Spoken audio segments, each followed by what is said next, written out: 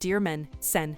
Gillibrand goes on an unhinged rant about Roe. On Monday, Senator Kristin Gillibrand went on an unhinged rant about how the Supreme Court's looming decision to overturn Roe would harm American women. According to the senator, abortion constitutes bodily autonomy for women. Gillibrand went on to slam men, encouraging them to imagine not having authority over body for 10 months. She made the argument that men in America couldn't imagine not having control of bodily functions. What happens to, and what life would be like for 10 months. Of course, the Democratic senator slammed the Supreme Court for not going with the will of the people. It's almost as though Gillibrand forgets that the Supreme Court is the judicial branch, not the legislative branch. The job of the Supreme Court is to interpret the Constitution to determine what laws are constitutional and unconstitutional. Not surprisingly, Gillibrand went after the Supreme Court justices for lying about respecting established precedent. It's almost as though she's completely clueless about the number of previous decisions that later courts overturned. Sen.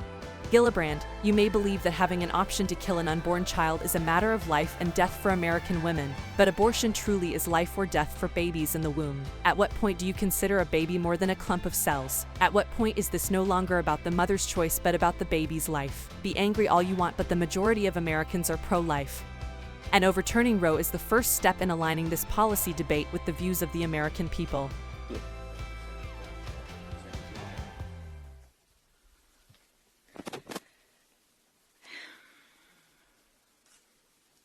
This is an issue that is defining for this country today.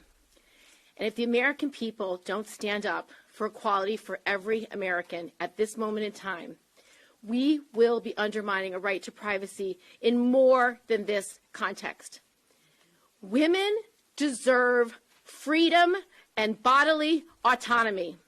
We deserve to be able to make decisions about when we are having children, under what circumstances we are having children, how many children we are having, and at what time we are having children. I would like to speak to America's men for 1 minute.